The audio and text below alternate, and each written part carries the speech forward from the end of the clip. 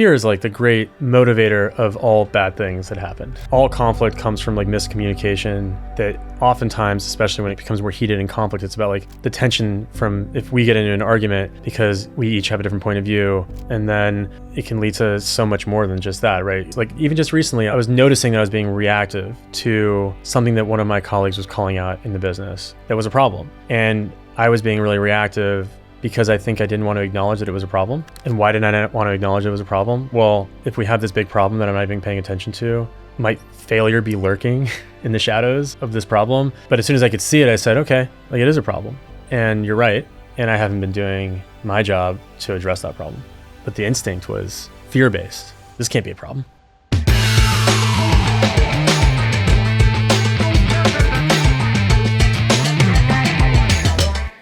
Bienvenidos, primo. Founders Empanadas. Awesome. Welcome. Thanks for having me. Good to see you. Salud, amigo. Let's dive in. Cheers. Cheers. So I am very, very fortunate today to have Stephen Eidelman on the show. Stephen, of course, is my cousin. He's my mentor throughout this crazy life journey and entrepreneurial journey as well. And thank you so much for your time, man. Awesome to be here with you. Yep. Thanks for having me. So we'll dive into some pretty messy topics, but we got some good food to make it through there. And just a little bit of backstory. So Stephen and my father, they emigrated from the former Soviet Union, and they really were the American dream. And they paved the way for what both Stephen and I are doing today and our siblings as well. And it's very inspiring how they came with like less than $100 that they stuffed in their samovar, this tea, Russian tea device, and came here with no papers and figured out how to make it. And just that hustle and drive really, I know, has instilled in us a lot of great values as well. Yeah, it's wild now getting to watch you be an entrepreneur and me be as far along as I have been sort of in my journey, and then reflect back on the two of them starting their entrepreneurial journeys, but also starting their journeys in America. And it's been a lot of fun reflecting with you over the years on their journeys. Yep. We have the advantage of being second generation entrepreneurs, where we went to American colleges and speak the language, and our fathers made it, well, they talk like this, but they found a way. I won't make the imitation, but I'll let you do that for us. But all right. Yeah, no, I mean, I think it's pretty incredible to think about what they had to overcome to get to build their businesses, thinking about how hard it is building ours, even with all the advantages we've had of growing up here, going to school here, and having the benefit of reflecting on their journeys and the ups and the downs that we as kids lived through very vividly. Yeah, absolutely. while they push through for their own businesses. And they were really in survival mode. And the theme for today's episode is going to be how to shift entrepreneurship from being fear-based as the main motivation to be optimism-based. And, our fathers were both running from a fear-based mindset of they have to make it no matter what. And while that's a very impactful energizer, it also has had some consequences and things that I've been able to learn from as well. Although I find myself repeating many mistakes, but I know one thing I always remember is, as my dad was traveling around, I'm like, oh, I want a travel lesson. Now I'm about to go on a 1-month trip to the Philippines, so still doing it. Yeah. What are some of your learnings as you reflect on their journey? What have you tried to take away from their journey in terms of what you wanted to replicate? What did you learn in terms of what was good about it? What do you want to build on to do differently? Yeah, for me, especially with my dad, I really appreciate his bias towards action. He is 100 out of 100 on the spectrum of just let's do it and figure out a way to find the solution. And that's been very helpful for me in my entrepreneurial journey of not overthinking things, not letting naysayers get in the way, just let's run with it and pivot as needed. And then I think the learning is also just having everything in balance, everything in moderation. So you can't always be go, taking huge risks just for the sake of taking risks, being more calculated and still having the bias towards action while also making more calculated risks along the way. Yeah, the idea of taking risks, like eating an empanada right now with you on camera, is I feel like for most of my childhood, I was raised to try to avoid taking a big risk. And that's like the great irony of watching you and me both become entrepreneurs after what we grew up with, I think, in terms of the message being take advantage of all the benefits of being second generation and everything that they worked so hard to achieve, to not have to take the same level of risk, to have a more stable foundation. But I don't know, for me, I think something was still like within me. I had like my very prestigious, stable job, and then I did it again, my second job, and I never felt like I was being my authentic self in those jobs. And so ultimately, I think that entrepreneurial bug was within me, as it was within you. And I think the challenge has been, I think in some ways, replicating those mistakes, seeing so much of my father in me, and both being proud of that because of all the things I admire about him, but then also being a little bit worried. Am I able to be my own self? Am I going to make all the same mistakes? And I think the learning for me there has just been mistakes are part of the journey. The only way that I've really learned anything is by making mistakes. That's what's so hard about giving advice. Even when you and I chat and I am tempted to give you advice, and sometimes I feel like if I give you advice, it's meaningless because you're going to have to make your own mistakes. And you have made your own mistakes and you've charted your own path. But it is still helpful to have that support. And so it's interesting, I think for me, learning how to make your own mistakes and not then revert to fear, and instead to know that making mistakes and that fear that sort of drives all of us is actually just part of the journey. And that's where I think for me now I have like a much healthier relationship with that fear, the sense of making mistakes, and how important it is to actually make them and to have the right mindset as you make them. There have been so many times where my dad has given me great advice and I still charted the other course and had to learn the hard way. It's almost in a way of like, when I reflect back on his journey, I was like, oh, I'm going to be doing things so differently. And even though he's teaching me these expensive lessons he learned along the way, I still have to go through it myself. Painful. Yep. Talk about it.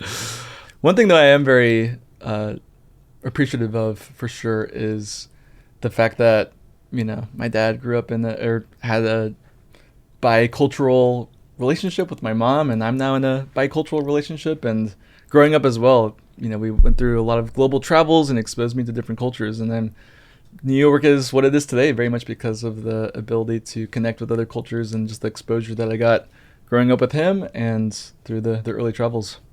Yeah, that is cool. Watching you sort of get to find your own version of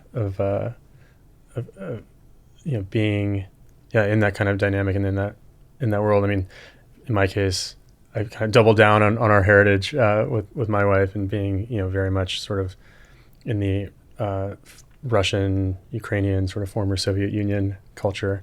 It's interesting because I actually married into an entrepreneurial family as well. My father-in-law is just as much an entrepreneur as sort of we have in our family. And so in some ways feels like this inevitable fate, despite, coming from the Soviet Union, where no capitalism, no entrepreneurship, but then having these like just hardcore hustlers all around me, whether your dad or my father-in-law. And yeah, that's been more my journey. I think it's like less the cultural aspect of it and more how deeply ingrained like that entrepreneurial spirit is. Yep. Even when you grow up in a country, in their case, that didn't value that at all and really tried to stifle it completely.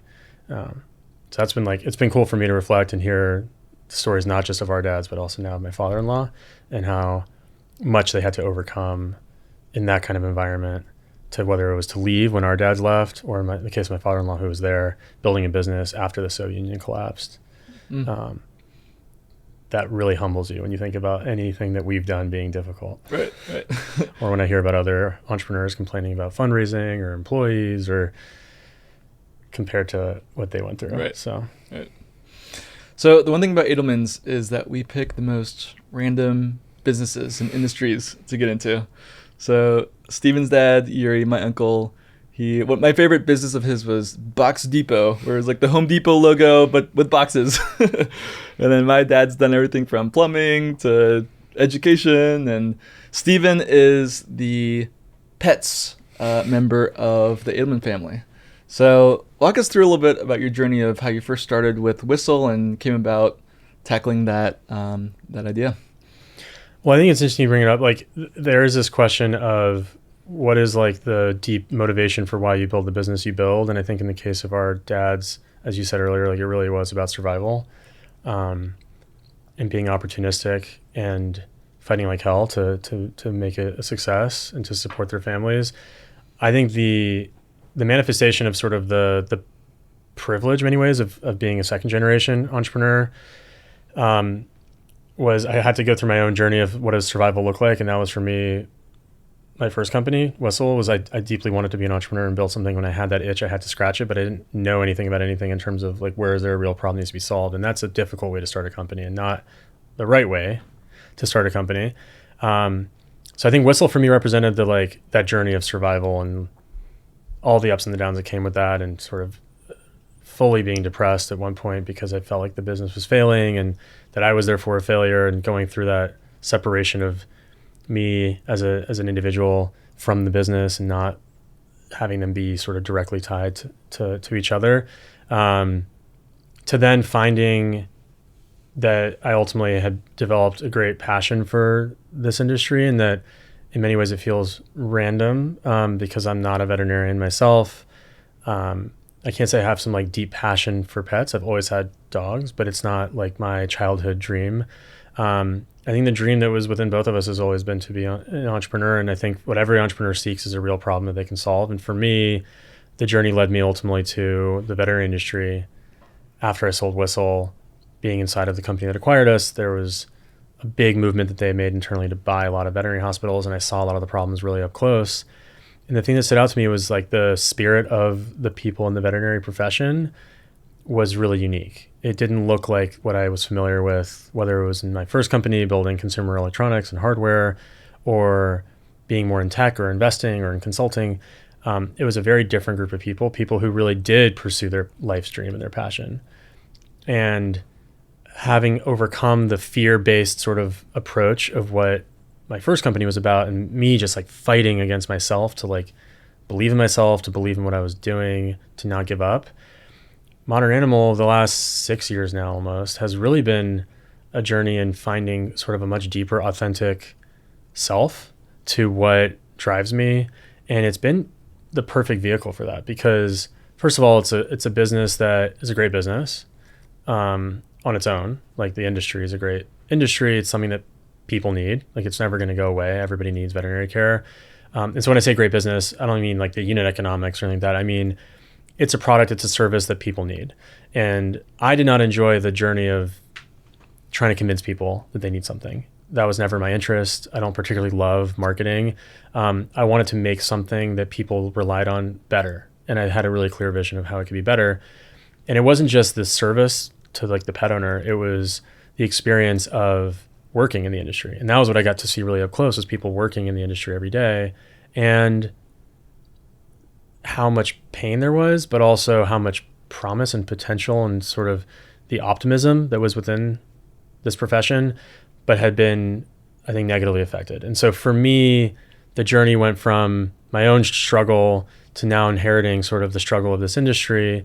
And while fear still comes up a lot for me as an entrepreneur, the fuel, I would say, for like the fire that like drives me, the team, the whole company forward, is really more about the optimism of, and then like the joy that I think a veterinarian or a veterinary technician or that they went into this whole line of work in the first place for. So while I don't have the underlying motivation of a veterinarian, like I don't build Modern Animal to serve animals. I do it to serve people. That has been incredibly powerful. And I imagine there's an aspect of that for you with NeoWork, with just like, I hear you talk about when you're with your team, you know, abroad, and coming back and talking about that experience, like there's like you like light up talking about it, and that's the thing that I don't think I got from like my dad. I think that's like the next level of like privilege in many ways, is getting to be an entrepreneur where you get to appreciate and enjoy the challenge of building with people and not that survival piece that every entrepreneur has to go through in the beginning, whether that's the journey to find product market fit or to raise capital if you need capital, or to get to profitability if that's what's going to allow you to survive. On the other side of that is the opportunity to build towards a mission, towards something that really means a lot to people, whether that's your customer, whether that's your employee. And that has, at least that's where I am now on the journey. And then that's the thing that like gets me fired up every day. I love that. And there's a lot of parallels between how the veterinarians in your space are usually working from a place of fear of, being poorly treated by their employer or other places, and just not having that optimism outlook. And then at what point when they come onto the modern animal onboarding, when you open a new clinic, have you found that kind of the light clicks and they work from a place of optimism instead of fear? Yeah, it's a good question. I don't know that. I think everyone has to go on their own journey from like fear to optimism. I don't think that we are able to bring that out of people.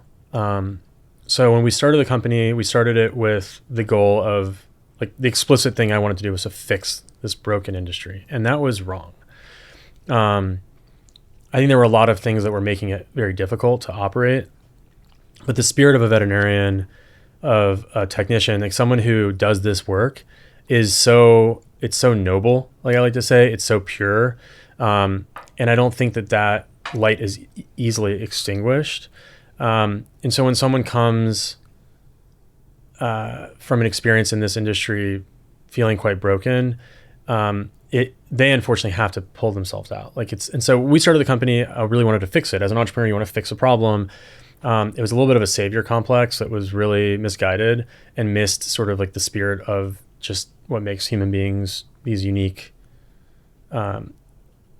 beings that can like make a difficult situation sort of go away on their own, by overcoming challenges, and then what support do they have around them is really important. So for us, I think it was this evolution away from here we are to fix all your problems and come to us and we will make it all easy for you. Like it's incredibly difficult work, and appreciating that it will always be difficult, and sort of more like what are the things that make someone well suited to overcome those challenges on a day-to-day basis. That's where I think for us the realization was like the people who really thrived at Modern Animal were the ones who had that more optimistic, positive outlook. It didn't mean that we lay it all on them. We are trying to support them as much as we can, whether that be great onboarding, great training, great support staff in the case of the doctor, ongoing upskilling in the case of our nurses. But it was that outlook of more like, I can overcome a challenge. I am positive. Let's build a really positive culture.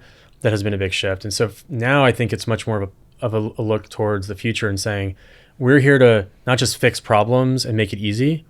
We're here to build the future. We're here to bring back sort of that human spirit of what makes a veterinarian uniquely special, which is they have this completely unconditional love for animals and delivering care, life-saving care to animals. And there's something about actually that actually is very human, ironically, right? That deep dedication to another being, and being willing to sort of put yourself through a lot of challenges to support and to care for another being. There's something very unencumbered in a way, like when it's between two human beings, it can get complicated, but something about the unconditionality of like an animal's love for us and vice versa allows, I think, for this incredible group of people to just do what they need to do to care for animals. So for me, that's been very motivating to say, like, how can we support them to do that difficult work? Not how do I eliminate the difficult work? Yep. And so it's almost like the entrepreneurial journey of like, it's not so much how do you get out of this like fear-based state and instead get into a place of optimism and belief and vision. It's like somewhat similar, if that makes sense. Yeah. Very well said, especially on the savior piece. I very much went through a similar experience of wanting to start Neo work because I saw that the BPO industry was broken. And one of the stories I love to share is that at a larger BPO, they weren't giving toilet paper to their employees because they thought they were going to steal the toilet paper. It's like, guys, what the hell's going on here? This can and should be done better. And wanting to go into New York of like, let's make our agent lives a lot easier, prioritize mental health. But a lot of it, to your point, comes from their decisions. And the work is still tough at the end of the day. But there's no growth without some struggle and challenge. And how can we make some pieces of onboarding and training easier to still overcome those challenges? Yeah. Love that. So what do we do about this situation on my shirt? This is quite the... How did you avoid it? I've been doing these podcasts. I'm a couple of them in, but that's the goal of this is getting in there. I came a little arrogant thinking that I would somehow avoid the mess, but I certainly got... I'm playing on hard mode. I'm wearing white. So. Yeah, no, you're bold. You're very brave. What do you think of the flavor? A little very picante? Good. Very good. No, I like it. Awesome. So, Stephen, let's go back a little bit to the early days at Whistle, and kind of how that compares to Modern Animal, where you started with a very clear vision from day one. Walk me through how the maybe lack of vision with Whistle or just desire to start something translated into working from a place of fear. Yeah, I think the reality of how we started Whistle was very much, there was a vision, but it was like I like to think of it as like a PowerPoint deck vision. Like it made sense as like a business thinker, but it wasn't grounded in a deep belief in something that had to exist. Like I like to think about like the inevitability of demand for something that you're building. And I think a lot of that experience early on was pushing the actual product uphill, even though the vision made sense. Like the idea was to capture data around pet health and help pet owners connect with their veterinarian more and have a better relationship there, which is in many ways still the underlying insight that drives Modern Animal, but the actual wedge was wrong. So I think it just makes like everything from like the day we launched, seeing the data, not, seeing a lot of negativity in the data. And then that was like an immediate slide into pessimism for myself. And it was a really difficult rut to get out of. It required a lot of therapy, a lot of yoga, a lot of meditation, silent retreats, to just get out of this perpetual negative loop around, I had made this big mistake. I didn't believe in it. And that's a very difficult place to fight back from. And so I think when I had the clarity of vision for Modern Animal, I was still actually very hesitant to take the first step towards building it because I was so afraid of repeating that. And what ultimately happened was I realized that what I was envisioning for Modern Animal was everything that an entrepreneur is seeking, which is like that clarity of vision and that deep belief that something has to exist. I wanted it as a pet owner. I knew from having spent time with others in the industry that the people working in the veterinary industry wanted something better. And it really was about, can we take this thing that exists that people need and just make it better? And I had a very clear picture. And so all of a sudden it was less about anything to do with me and my own desire to be an entrepreneur and much more about, there's this group of people, there's this industry, there's this corner of the universe that needs something to change. And I realized I was in a really unique position to help bring that forward. It's still very much my vision. It's very much not the only path forward. I think the industry could benefit from a lot of people bringing new ideas. And I think there's a lot more of that now than even 5-6 years ago. But for me as an entrepreneur, just from where I sit, it's been very much an experience grounded in that vision and in the people aspect of it, which has been, for me, very, very motivating and less about trying to survive, trying to build a business. Like I almost am able to put the business part on the shelf in terms of, is it a business? Do people need this? Whereas with Whistle, it was always this like, is this gonna be a business? Like, do people want this? And by putting that on the shelf, I'm able to focus on, well, what is really, really special about the people that we're serving? What are the problems that they're facing? How should we prioritize them?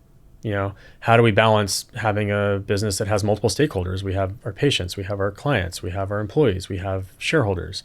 So we have, a framework that allows us to balance those. So and that stuff's just a lot more fun than how do I convince people that they should buy this thing that I'm building. And so from vision comes confidence, from confidence comes optimism, and from like keeping anxiety.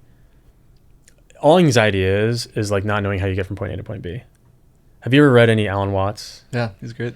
You read Wisdom of Insecurity? I'm surprised I never told you to read it. Yeah. That book changed my life because I started to understand what anxiety was. And anxiety was really just what I just said, which is not knowing how you're going to get from point A to point B. And there's like a deep lie that we all believe that it is, when we make plans, when we try to figure out what the future holds, that somehow that gives us like peace of mind and ease and puts us at ease, but it's false. Like we don't actually know what's going to happen in any given moment. Yet we need it to like rest our minds and to give ourselves some ease. And I think the same thing goes as an entrepreneur. Like you build a plan and you feel good about it. You raise some money and you feel good. You hire the employee that was going to like solve all your problems. You feel good. And then like the next day you realize it doesn't solve any of the problems except for the very specific problem that they're there to solve. Or you raise money and now you just have more problems. You grow to the next stage, you have more problems. So it's like the wrong pursuit. Like the pursuit of getting rid of anxiety and getting rid of fear is misguided. Mm-hmm. Does that make sense? Yeah. And walk me through maybe how you've evolved as an entrepreneur in that being able to overcome anxiety from Whistle to now at Modern Animal. Well, part of it is just accepting it. Oh. Like, I don't think you can't overcome it by running away from it. You can ignore it for a while, but it's going to come and it's going to bite you. So I think you really have to see it for what it is and and there's all these different practices. Everybody has to find their own. Like, it used to be, a lot of like external support for me. Like when I started Modern Animal, I made sure I was like, I need a coach, I need a therapist, I need a trainer. Like I overdid it because I was so worried that I would fall into the trap that I had before. I think now, like the best tool for me just in recent months has been writing. I never used to write, but just like writing, getting stuff out. It doesn't matter what it is. Sometimes it's gibberish, sometimes it's insightful, but trying to turn more inwards. And that's come through a lot of like trying to see what it is that I'm afraid of. And the ultimate fear is fear of failure. Like that's what everybody's fear is. I mean, I was on a retreat with a group of entrepreneurs and everyone's at different stages. Some have had multiple exits and some were building their first company, and everyone when vulnerable with each other would basically state that they were struggling with fear of failure. And I think for me, it's been a journey of fear of, we talked about our fathers and growing up. Like for me, it was a fear of disappointing my parents initially, a fear of not fulfilling their expectations of me, in many ways. I think they worked so hard to get us to a place where I didn't have to take all these big risks, going back to a point you made earlier. And then yet I chose to like jump off the cliff and start a company that I didn't even believe in, initially, and continue down this path of like wild ups and downs. And so I think ultimately like the journey of overcoming fear is like a very personal one. And letting go of sort of other people's expectations of you leaves you very exposed. If I'm not doing it for them, I'm doing it for myself. Well, like that's even scarier, but when you come to terms with that, you're able to see it and you're able to understand it. You're able to know when it's like arising in you, like, oh, I'm acting the way I am. I'm communicating the way I am. I'm not sleeping or I'm not exercising or I'm eating poorly because I'm afraid, versus I'm acting from a place of confidence and optimism. And yeah, it doesn't mean that it's going to like make all the challenges go away, but you're not operating from a place of fear. And so you're not your best self. Right. And I think it's also just for leading a team, the way that you as the leader react to the downturns and reacting from a place of fear versus optimism, that's multiplied by 10 on how, employees will respond to a low point.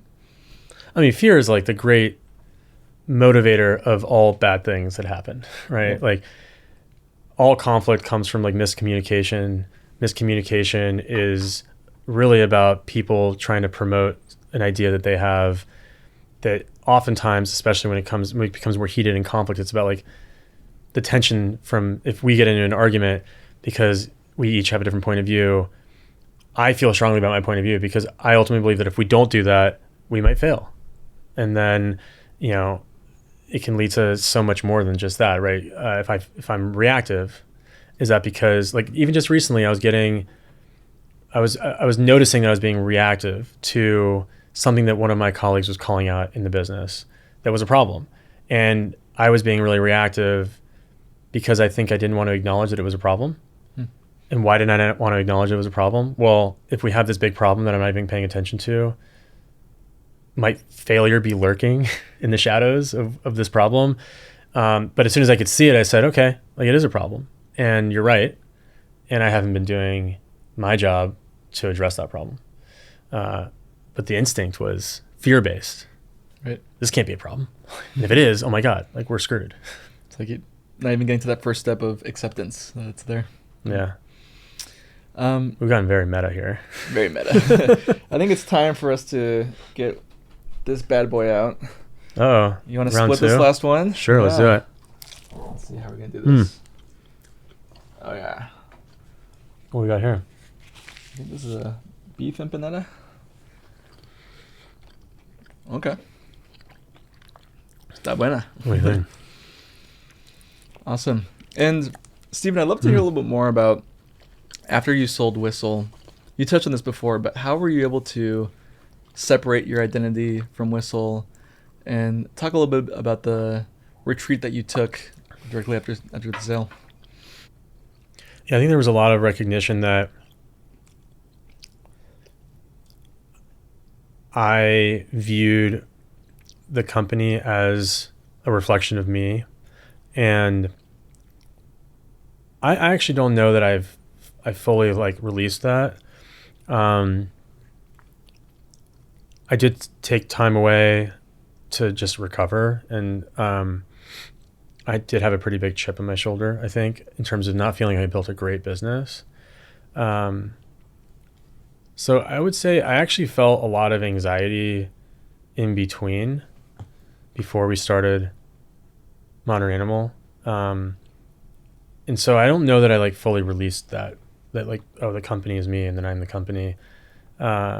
It was easy to, in some ways, let go of it because we sold it. And so I was pretty quick to sort of detach from it. Maybe more than I expected. So maybe in some ways that showed me that it wasn't me. But so much of like that release of the company being your own identity and defining who you are comes from you really figuring out who you are and like what are your motivations. Like I love reflecting now, like, well, why do I do what I do? Do I really know why? Like, am I doing it still from fear? There's always an element of fear, right? Like the ultimate fear of death like drives so much of what we do as human beings. So there's always gonna be fear, but like, why am I building this company? And answering those questions have been really helpful in me having a lot of confidence around my motivations, but also have taught me a lot about who I am. And then it becomes really clear that the company is not me. The company is a vehicle.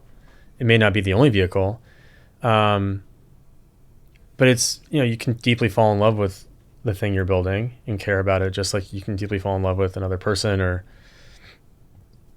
your animal, your dog, your cat, or whatever it is. It's obviously different, but you can really love it, but you also have to learn to not be too attached. You have to be detached from many things. I think like there was a lot, you talked about the retreat, like I spent a lot of time going to silent meditation retreats, very like Buddhist sort of influence underpinning them. And a lot of what that tradition is about is releasing that sense of attachment. And the hardest one, I think, is releasing attachment to someone you love. And I think now as a father, having two little boys, like feeling that I need to learn to be not attached to them is like a very scary idea. But I know that there's a deep truth to that. And the reason for that is because I can't define myself as a father only. I have to be a great father, I have to have a really strong identity as an individual. So even like as a CEO, I think I'm pushing myself to be a better CEO by having a stronger sense of who I am, what my values are, and then bringing them into the company versus them being one and the same. Does that make sense? Interesting. Do you find that you're trying to instill that as well in your key executives and employees to kind of chart their own identities, maybe making their own content on LinkedIn, whatever it is, and not just being fully tied for their identities to their role? I think we're all trying to fulfill our potential. And I think the best thing for anyone on my team is to figure out what their path. I made it. Awesome. I got a little excited because I thought you may have gotten some on your shirt, and that makes me feel last minute. It got me.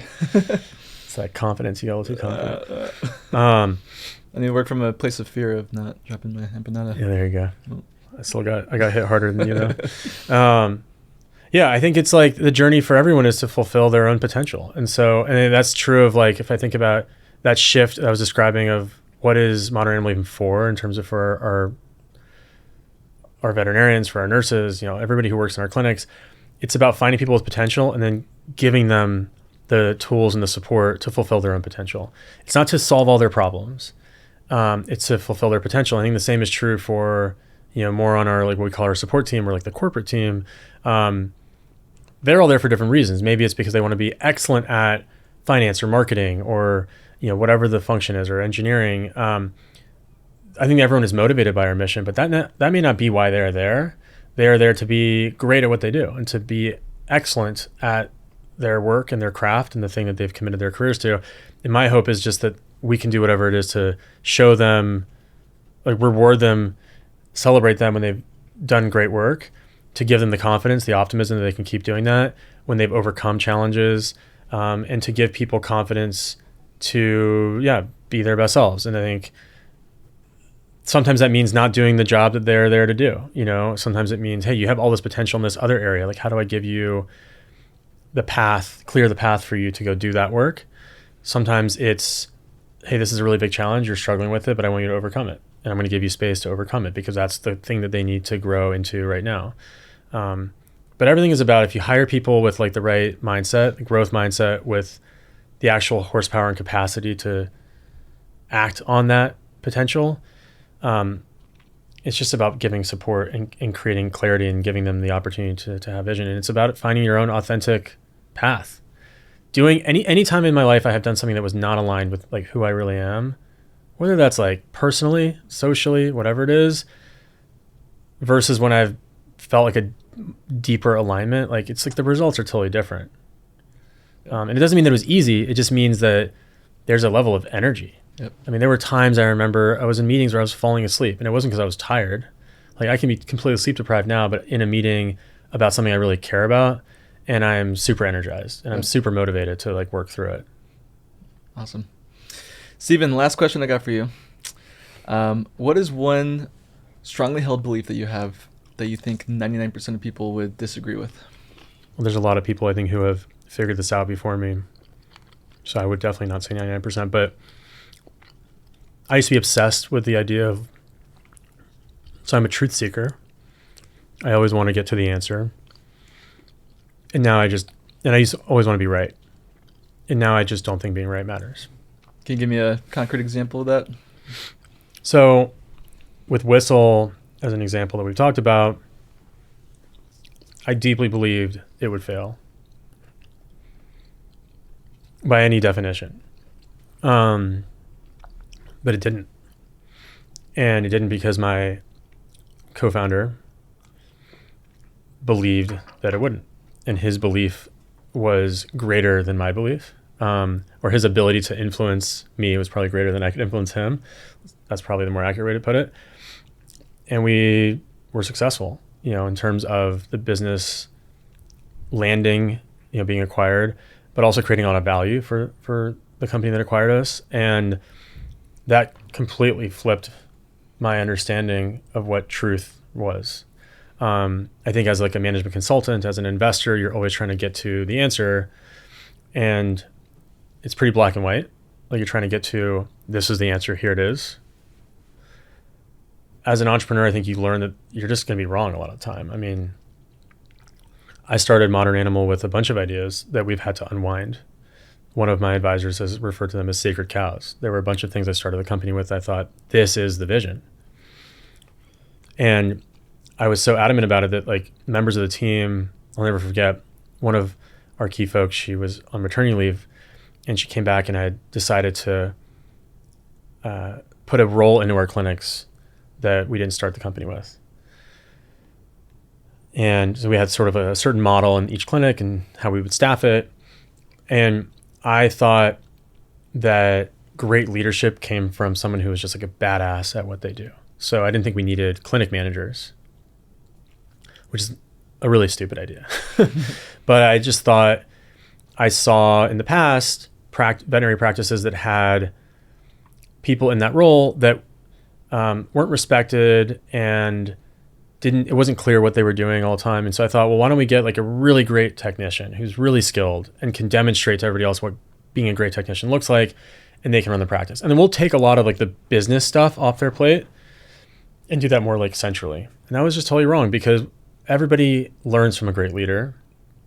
A great leader is, especially in a business like this, it's so people oriented. I mean, people don't realize how people driven the veterinary industry is. As outsiders, like as pet owners, you don't think about it. You just think about, oh, they're with animals, like great. It's a heavy people business. It's a really coordinated like orchestra between the doctor and the front desk and the practice manager, and leadership, as well as the associate doctors and nurses, and it's a really difficult coordination exercise. One minute you've got to deal with the euthanasia, the next you've got a puppy coming in for their first appointment for vaccines. You've got people who call out sick, and you've got to still see the same patients because you're not going to cancel on your clients. So it's a really difficult dance. And to be able to, it's like a captain on a team. It's a lot of like what they're doing is invisible. And I think what we got wrong was like leadership is so important. And I did not understand that just from like my experience professionally. I learned from like people who were doing the same job I was doing, but like more experienced in it when I was in consulting, when I was investing. So I was totally wrong about that. And that's just one example. And then since then, it's been like a steady stream of evidence where I've been wrong. And so now I'm just extremely quick to let go. Whereas before I would be really nervous, going back to our fear discussion, I'd be really nervous. Well, if I'm wrong about that, what else might I be wrong about? And if I'm wrong about everything, we're screwed. Whereas now I really believe in what we've created. I know I'm going to continue to be wrong about a lot of stuff. And so I'm probably almost too quick to throw things out and to say I'm wrong. Because then it just seems like I have no conviction about anything. But it's more that I'm just really trying to be open to the possibility that I'm wrong. And as long as, I can't remember who told me this stat. It was like, as a tennis player, it resonated for me. It was like, I think Roger Federer said he only won 51% of his points, but he won a significant percentage of the games. And so the points that mattered, it's kind of the same thing. Like I used to think the goal is to be like 100% right. And obviously I know I'll never be 100% right, but like, let's get as close to that. And now I'm just like, let's make sure we get to the right answer at the right time. And the right answer is not like us sitting around in a room and figuring out the right answer. It's going to reveal itself through doing the work and having the right grounded sort of like, why are we here? What are our values? How do we want to show up? What problem are we trying to solve? And just like constantly regrounding ourselves in that and getting away from the intellectual arrogance of trying to be right. And letting your core team that have subject matter experts in different areas be able to find the right answer for us, instead of us as founders feeling like we have to lead the way with everything.